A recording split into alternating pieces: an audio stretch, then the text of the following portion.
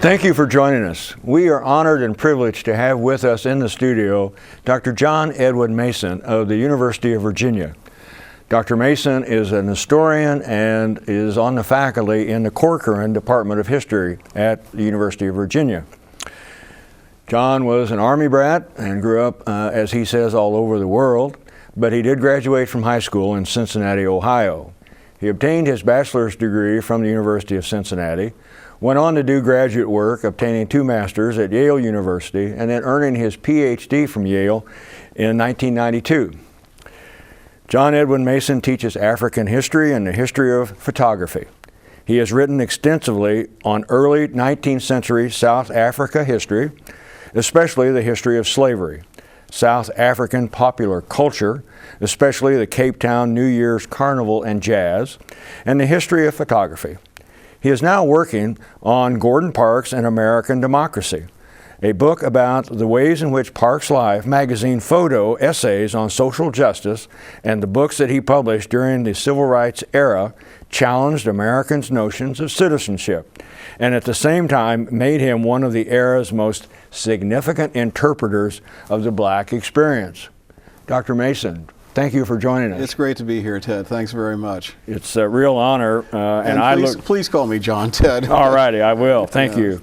Again, it's a real honor, John, to have you with us, and I look forward to a conversation about somebody we both hold in high esteem, Absolutely. Gordon Parks.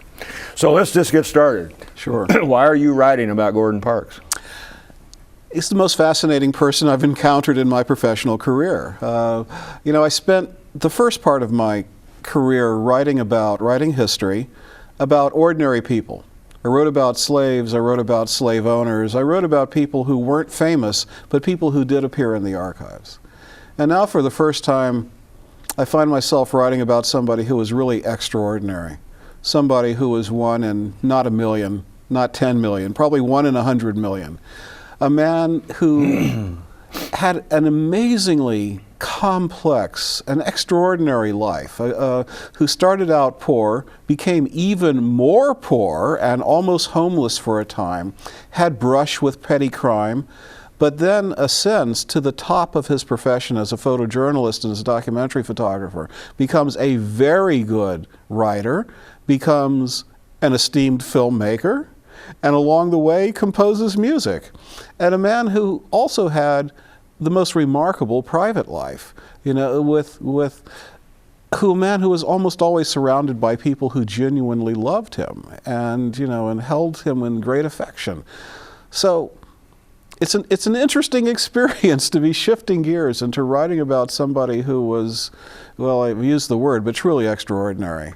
Well, he truly was, and I can so identify with what you said about the many friendships and the people that surrounded Gordon throughout his life, and both men and women. I like to tell the story that Gordon loved women and the women loved Gordon. And you look at just those special friendships that he had over the years, it's amazing.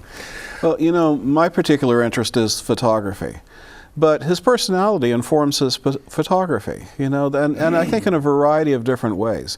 Now, the photography, as you know, that I'm most interested in are the photo essays that he published in Life magazine during the 1940s, 50s, and 60s on issues that related to race and social justice and poverty as well. And they're very, very powerful. His interest in those subjects is clearly related to the fact that he was a black man in America, but that he had experienced the kind of poverty, but also the kind of racism that his subjects had. Absolutely. But there's another part of Gordon Parks, as we know, that he did all kinds of photography for Life magazine, including fashion photography and celebrity photography and lifestyle photography. He photographed famous actresses like Ingrid Bergman. He photographed Ernest Hemingway's Paris. He photographed the great fashion models, the supermodels of the day, wearing Dior and the other great designers.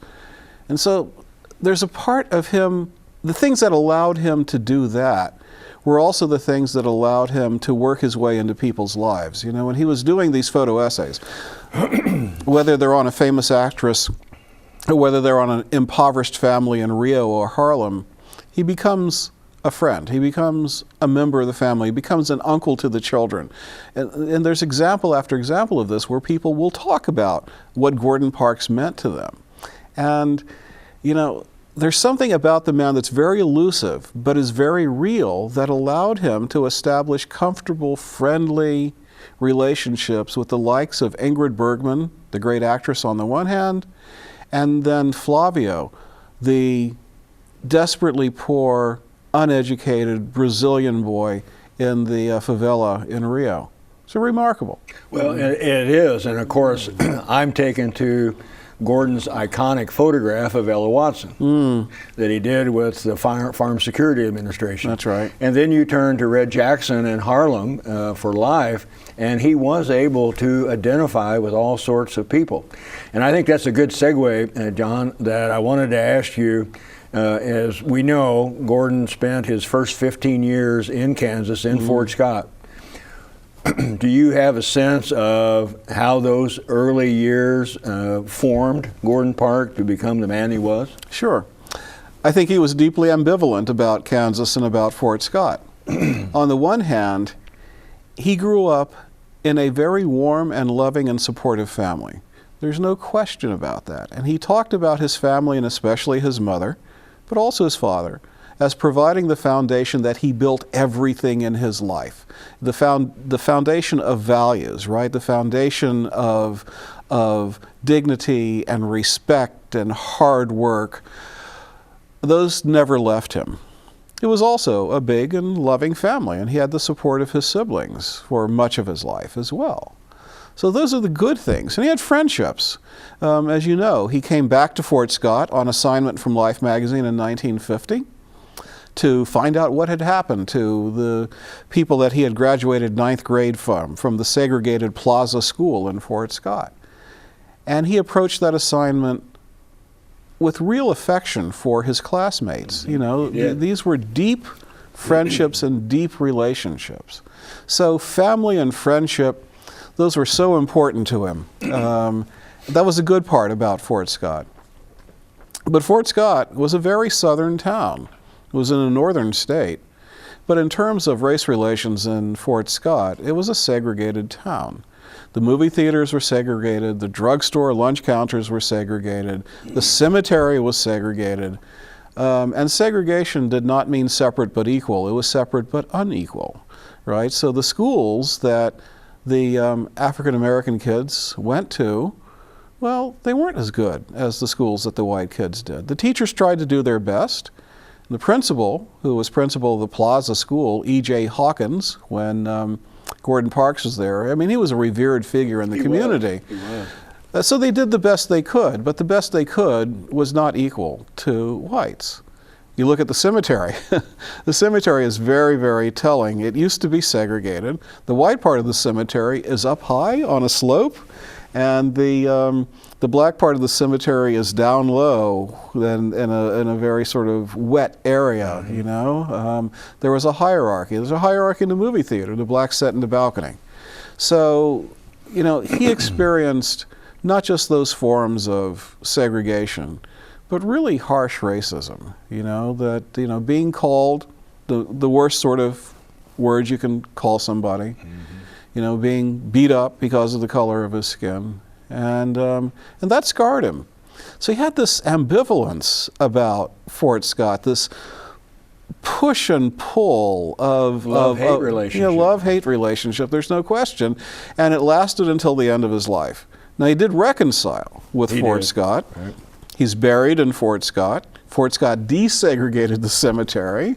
There's a nice monument to him in the cemetery that has 2 poems on it. Both poems are about Fort Scott and about him coming to a reconciliation, but it is an uneasy reconciliation. He does not dismiss the bad things that happened, but he says that, you know, the good things, they probably outweigh the bad. Well, and much of what you're talking about, John, it leads to story after story that we could tell and discuss about Gordon. Obviously, with limited time, we want to focus, but that whole story about Evergreen Cemetery and how he came to grips with. That was his final resting place, and the role of the mayor of the Fort Scott at the time, Ken Lunt, is just a fabulous story. And the other thing, when you talk about his school experience, as you know, Gordon loved to tell the story how he had a guidance counselor, or one of his teachers, actually discouraged him from going to college. That's right. And said it will be a waste of time. The best you can do is to be a college or a trained porter or a waiter, that sort of thing. Yeah. And that really affected Gordon, I think. And of course, he took great pride in later life of bragging about his 50 honorary doctorates from institutions all over the country. Yeah, yeah. There's a quote in one of his autobiographies where it's something like, "I was born with a burning need to be somebody." He did have this inner fire. You know, I was talking about him being such a remarkable and extraordinary man, and what allowed him to do that was great talent. There's no question about that, and great intelligence. There's no question about that either. But intelligence and talent will only get you so far. You have to work, and he had this burning fire that compelled him to work. I don't think he was somebody who ever had to force himself to get out of bed and get to work. I agree. You know, it was like the air that he breathed. It was just as necessary to him as the love of a beautiful woman was to him, that he had to work. And I think you're right, that burning impulse to create, part of that was to prove to Fort Scott was wrong about him. And about the other black kids, by the way, they all got the same advice. You take the general education courses, don't take the college prep courses. The only jobs available to you will be somebody's cook or somebody's housekeeper or somebody's porter. Right. And of course, you know that once he went back to Fort Scott in 1950, this is some 27 years, I think, after his 9th grade class graduated, what he discovered was that virtually all of his classmates had sought their fortune elsewhere, you know, because Fort Scott had very little to offer African Americans. So they were in Kansas City and Chicago and Detroit and Columbus, Ohio and San Diego, and somebody was in Arizona. Exactly, exactly. And that's where you went, where you felt there was opportunity. Right. Let's go back and just briefly, because in my view, the essence of Gordon Parks emanated from his mother, Sarah. Yeah. What are your impressions of Sarah Parks, John? She's elusive. You know, we know very little about her except what Gordon wrote. And Gordon did talk about her as his rock and his foundation, and somebody who instilled in him the values that allowed him to accomplish everything that he did in his life. He wrote his first autobiography and called it A Choice of Weapons. And he means actually two things when he says a choice of weapons. The one that we commonly think of, we think that he chose the weapons of the camera and the typewriter as weapons against injustice. And that's actually true, absolutely. And he talked about that consistently through his life. But in that book, he also talks about a choice of weapons, the weapons his mother gave him. And those are the weapons of dignity and respect and compassion and love. Love was always big. Dignity and compassion and love. So he always believed that his mother was so important to him. We know very little about her aside from that, though. There was, but it's interesting that there was an obituary published in the Fort Scott paper when she passed away. And that was very unusual for an African American to get an obituary in the paper. Well, she got one. And the paper talks about her as somebody who is very respected and even beloved in town. So she had obviously established a reputation for herself. She worked as a housekeeper, but she was also very prominent in the local African Methodist Episcopal Church, the black church in town. So she was somebody that even the white community respected. You know, and so that's unusual, and that tells us that she was indeed an extraordinary woman. I think it does tell us a lot, and do I recall that would have been 1928? Right in there, that's right. And at that, and we think in terms of the time, it was pretty extraordinary. Yeah. It reflects on her so well. I think so. Let's move on, and Gordon's career, Gordon's life, what he accomplished, how he accomplished it, what does that mean to African Americans? That's an interesting question. Parks was a famous man in the 1960s.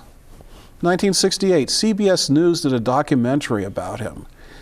In 1963, his novel, The Learning Tree, had been a bestseller. It had been reviewed everywhere. It was assigned in schools to read. His first autobiography, A Choice of Weapons, was published a few years later. It also was a hit and got tremendous attention. So people really knew who he was in the 60s. And then in the 70s, he becomes a legitimate celebrity.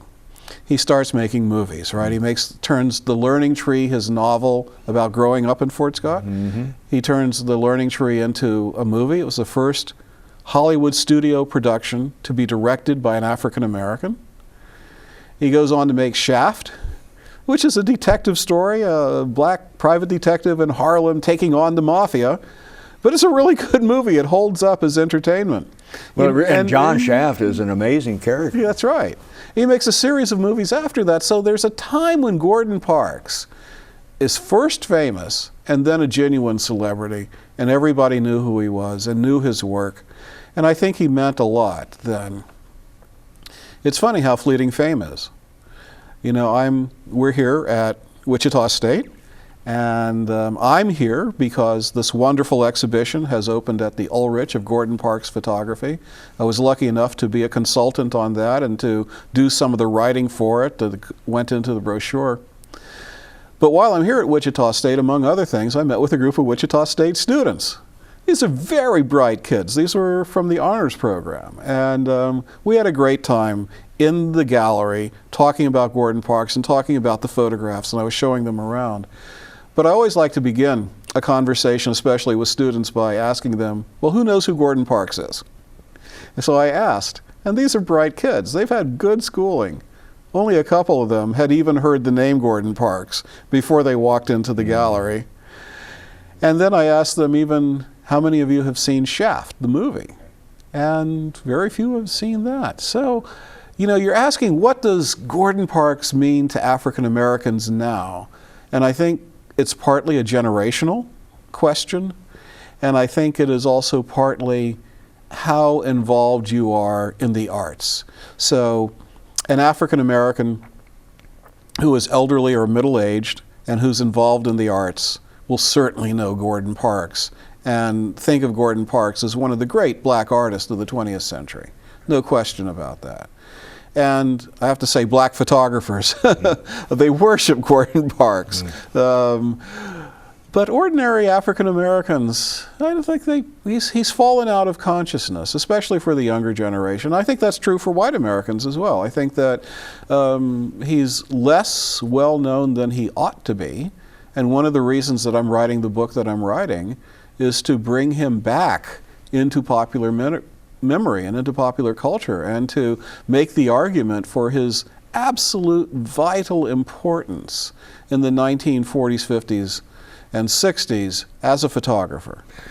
Well, and I totally agree, obviously, that his life is one that needs to be applauded, recognized, discussed, viewed, and studied because of everything he accomplished and the way he accomplished it in the time that he did that. That's right. And so I'm really looking forward to your lecture at the Ulrich Museum talking about Gordon and social justice.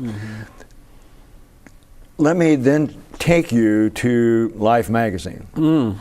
And I think Gordon started there initially in 1948. He spent a couple of decades working at Life magazine.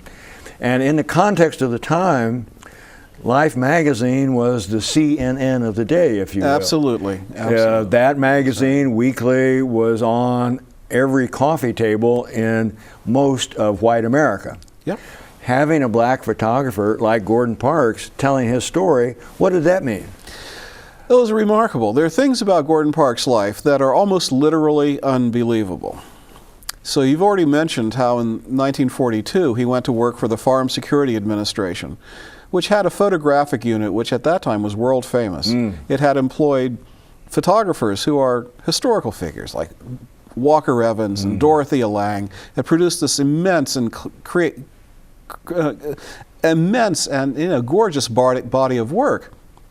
Parks wanted to be there because he wanted to learn from those photographers, and he wanted to learn from the man who ran the organization, a guy called Roy Stryker. Right. Well, getting onto the staff at the Farm Security Administration was already a real coup for anybody, let alone for an African American. Now, the truth is the Farm Security Administration hesitated to take him, and it took some pressure for them to accept him onto the staff as a professional. But do I understand the story that, in fact, he funded his employment there with the Rosenwald Fellowship? That's right. Yeah, he had a fellowship from the Rosenwald Foundation, which funded African American artists and African American education. And, they were a very big organization at the time. They had the weight of the Ford Foundation does now, perhaps. Right. And it was pressure from the foundation that got him, that got the Farm Security Administration to accept him on the staff. He spends a few years there, then goes to New York City. The man who ran the Farm Security Administration photographic unit had moved to New York, and he was now running a similar operation at Standard Oil, Roy Stryker. Stryker brings Parks on board. Once again, it's a little bit of a struggle for Standard Oil to accept the idea that they have a black professional working for them. But he does it. He does it anyway. He also has time to freelance when he's working for Standard Oil. Gordon Parks was a fashion photographer, among other things. We've been talking about his documentary work. His documentary work is so important. But his fashion photography was very, very good. He loved it. It was one of the things that drew him into photography. He always wanted to do it. He had a talent for it. He went knocking on the door of the great fashion magazines in New York City. Now we're talking right after World War II. He goes knocking on the door of Harper's Bazaar. Harper's Bazaar says, "I'm sorry, we don't hire black people." Mm. But he also went knocking on the door of Vogue. And Vogue says, "Well, let's see your portfolio." They said, "That's pretty good. We'll give you some work." And he did a lot of work for Vogue, a lot. So imagine this, a black man photographing for Vogue, photographing these gorgeous white women in these beautiful gowns in the late 1940s. It doesn't make any sense at all. It shouldn't have happened. Exactly. It's a fantasy. It did happen for Gordon Parks. Well, then he goes to Life magazine, and by this time he's got this very impressive portfolio. He's got a portfolio that shows documentary work on the one side and shows fashion photography on the other side. The photo editor at Life magazine looks at it and says, "Yeah, we'll give you some work. We'll see how you do." And how did he do? He did spectacularly well. He knocked it out of the park. One of the first bylines he had in Life magazine was for fashion, the new fall furs in 1948. And the second big byline that he had was for a story on juvenile delinquents in Harlem. And that's the story that got people's attention. They'd never seen anything like it. He was inventing a new way to explore the African American community, that he had become friends and close to a 17-year-old neighborhood gang leader. Now, we're not talking about gangs like we think of them. They weren't waving submachine guns in the air. It was a neighborhood gang. They were stealing bicycles. Right. But he gets in with the gang. He becomes almost a member of the gang. He doesn't do any crimes. But, he hangs with them and does this really evocative exploration of their lives, showing, and what he wanted to do was to show that, yes, there is this element where they are juvenile delinquents and they are breaking the law. But they're also kids. And with the right kind of social services, with the right kind of help, we can turn their lives around.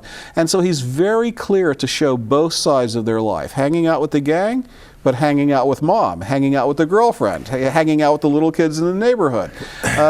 And this was new. He's inventing this. He has to invent this style of photography, this way of using the camera to tell these kinds of stories, because nobody else had done it ever before. He's inventing it. Well, and that's, again, one of that initial story about the Harlem gangs.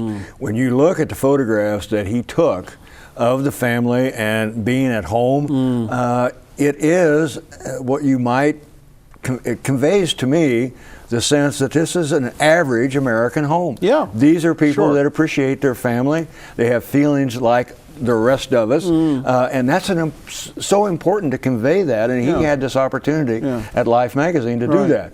And I think we have to remember in the context, John, that this is a man who has achieved these levels of accomplishment starting with a camera he purchased in a pawn shop for Sure. $7.50. Yeah, no, that's exactly right. Then talent is real, and he certainly had it. So the first roll of film that he shot with that camera that he purchased in a pawn shop, when he went to develop it, you know this story, Mm-hmm. when he went to develop it, have it developed at a Kodak store, he goes back to pick up the film, pick up the prints. The guy behind the counter said, "Who made these pictures?" And he said, "I did." And the guy was surprised. The guy just couldn't believe that this young African-American man, but also this rank amateur, made the kind of pictures that were on that roll of film. And he said, "Well, you know, you keep this up, we'll give you a show." Parks kept it up, and he got his show in that little Kodak store. You might say that. So, you know, I've actually seen similar kinds of talent, though. I mean, among the things that I have done is do photography workshops for kids, you know, 7th, 8th, 9th grade. And, you know, you send a 7th, 8th, and 9th grader, send a bunch of them out with a little point-and-shoot digital camera. At the end of the day, at least one of them's going to come back with a really nice picture. You know, there is something innate about people who have an eye for what makes a good picture, even without knowing that they have it. Now, Parks was certainly that kind of guy. But as we both know, then he devotes himself to it body and soul. I mean, he puts an immense amount of work into developing this talent, into studying what does make a good picture. How can I make good pictures in a variety of circumstances? How do I take a picture in cloudy weather and sunny weather at night? How do I take a picture of a building, of a woman, of slums? I mean, you know, he becomes a real student of photography. And I think you'll agree with me that, and to me, one of the other fascinating elements about Gordon Parks, and I had the opportunity, as you know, to spend time with him, and he was 87 years old here in Wichita. But still always creating, always trying to improve his craft. I mean, he started, as you know, working on color photography and more of a unique arty approach to his photographs rather than telling a story. That's right. He was trying to create beauty, in my opinion. Yeah. So he just continued to evolve as a photographer. Yeah, he did. Even when he's doing what we think of as the gritty documentary work on social justice issues, he's continuing to photograph fashion. And he's continuing to be an experimental photographer, especially with color. And he was using a lot of techniques that at the time were new. You know, double exposures and painting backgrounds and photographing backgrounds and making collage and photographing sort of collages. I mean, it's work that I was a little slow to come around to.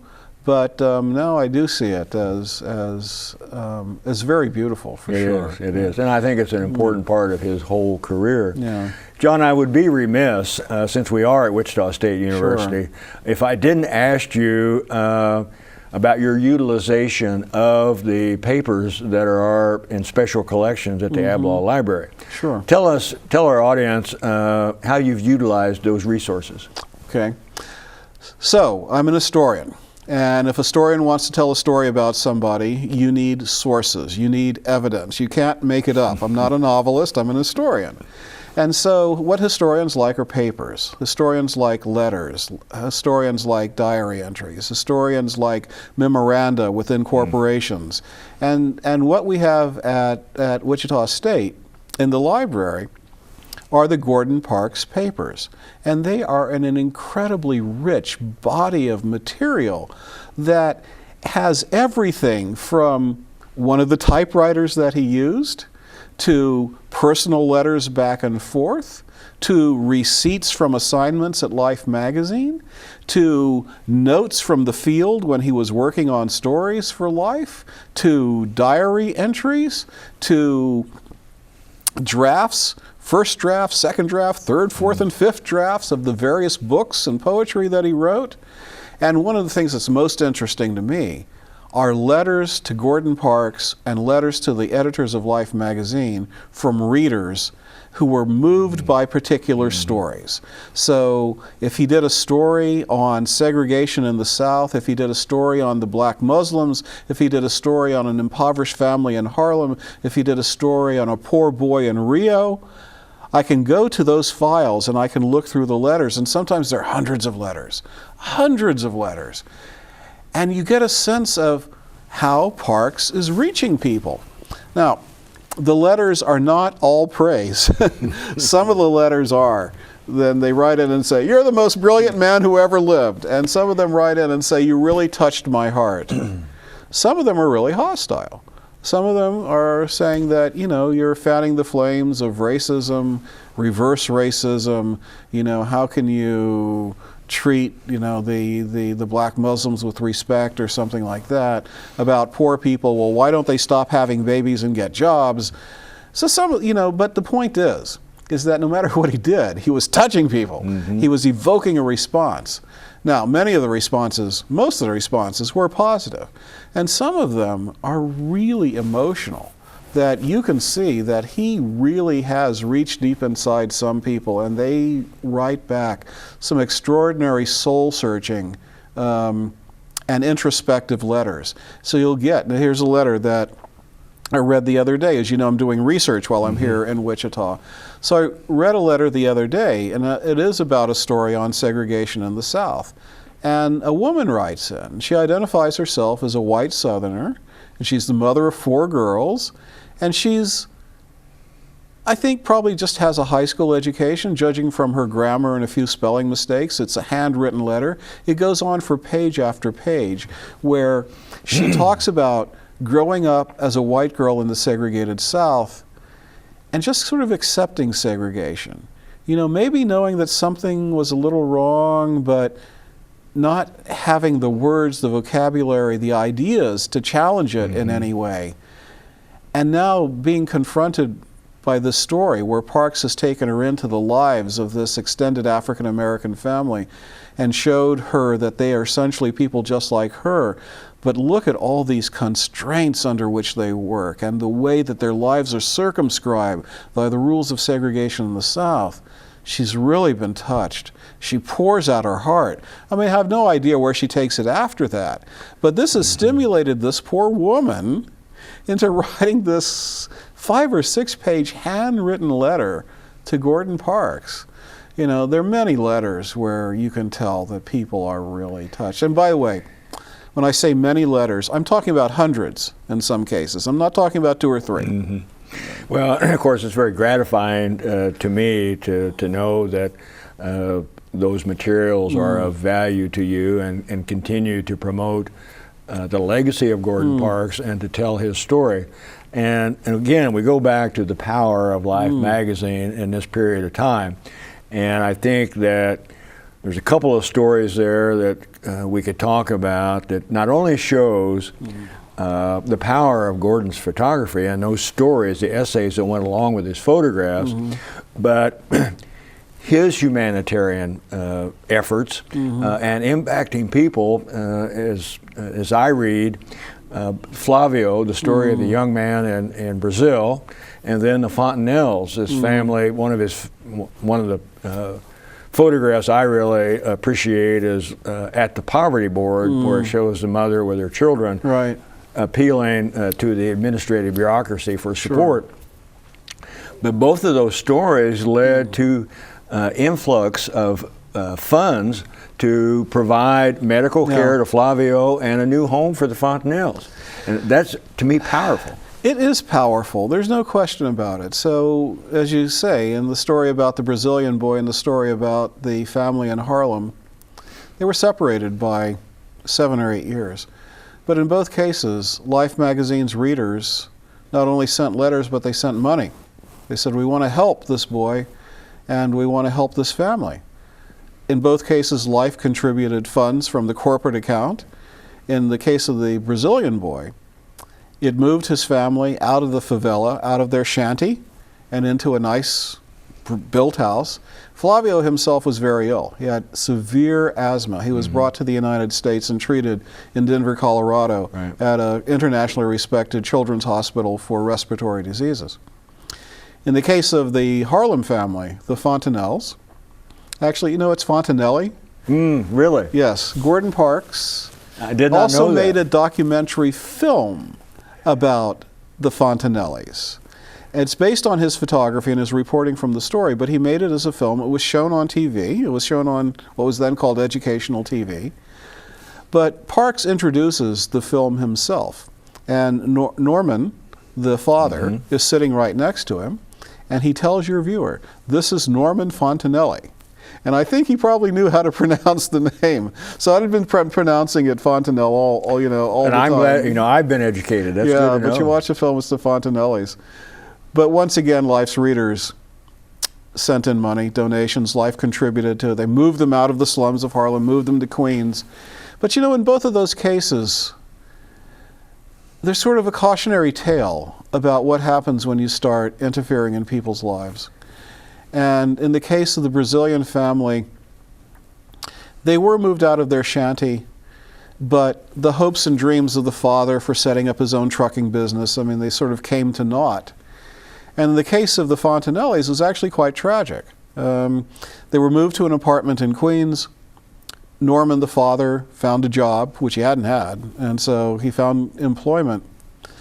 But soon after they moved in, he fell asleep in the living room on the couch while smoking a cigarette. The cigarette fell onto the upholstery caught fire. The apartment catches fire. Norman, the father, dies, and one of the children dies in that fire. And the mother, Bessie, moves the family back to Harlem, where she has, you know, extended family and friends, and they go back. But to a large extent, the family is really damaged by that, and most of the children end up on the street and come to unhappy ends. Parks was troubled by this.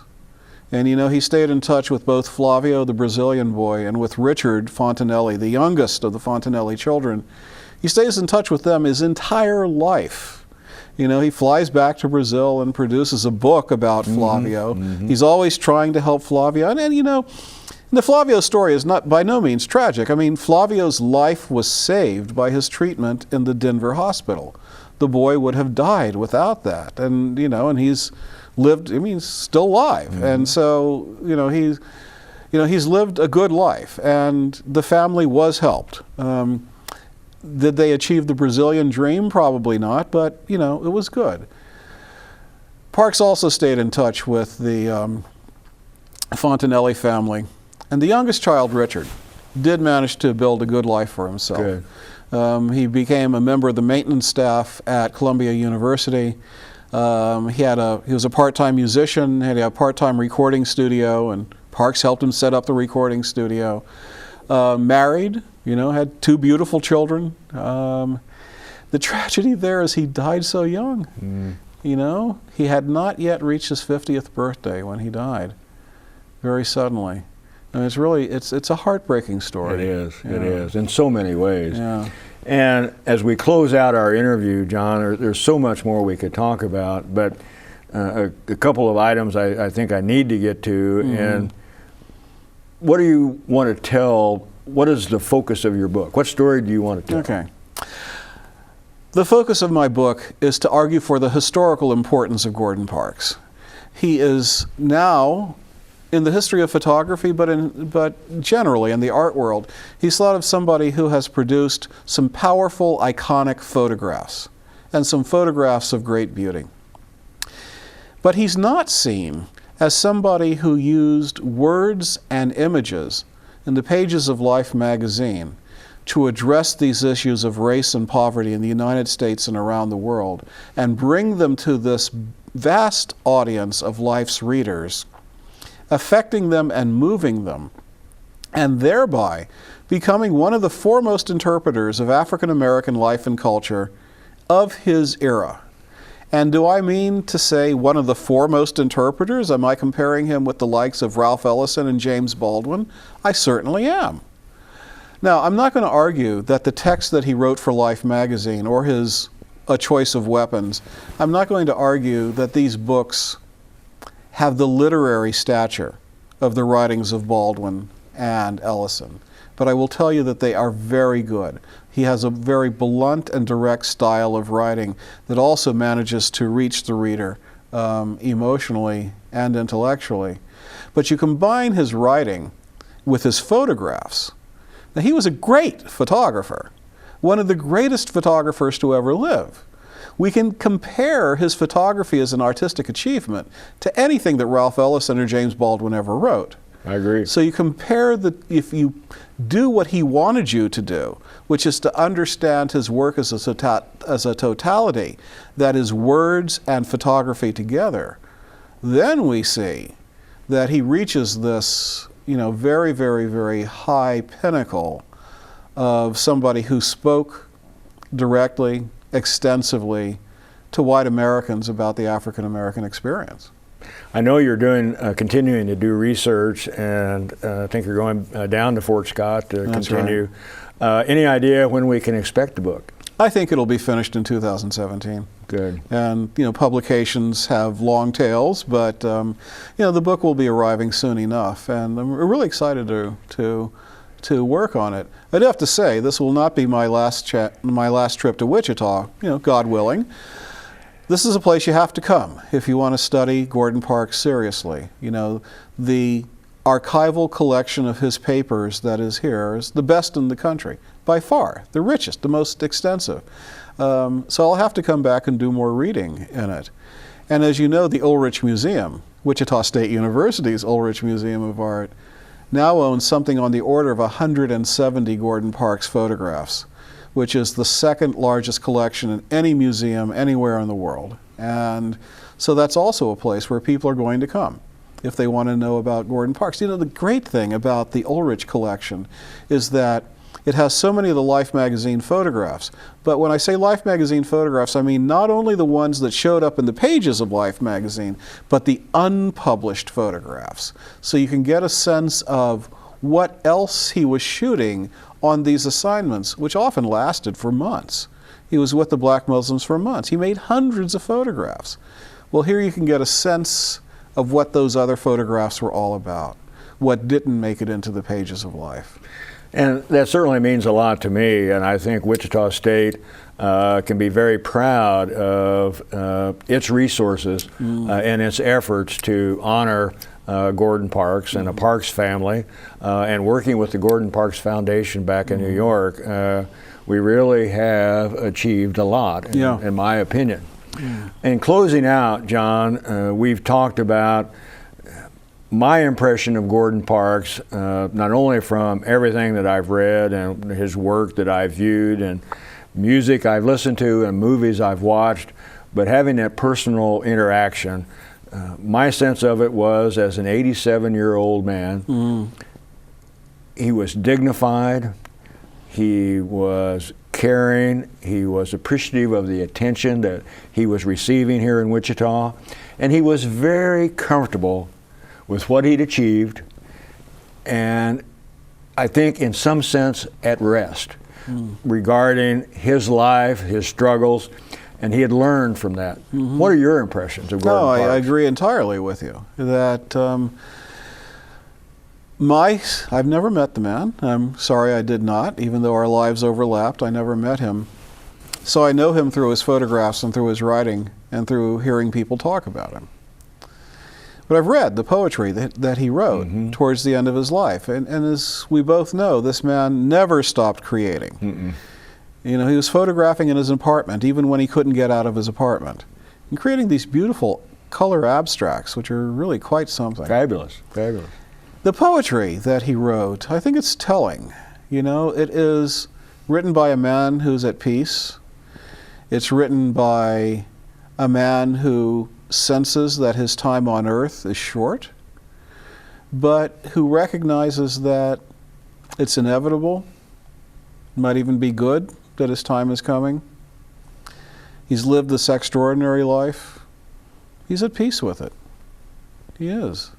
He might even be looking forward to the next act, right? What happens now? I would not be surprised. Yeah. John, thank you so much for spending time with us, for coming to Wichita, and of course, for writing and studying about Gordon Parks. A scholar of your renown. It means a lot for you, and it means to me a lot for you to take the time to do this research.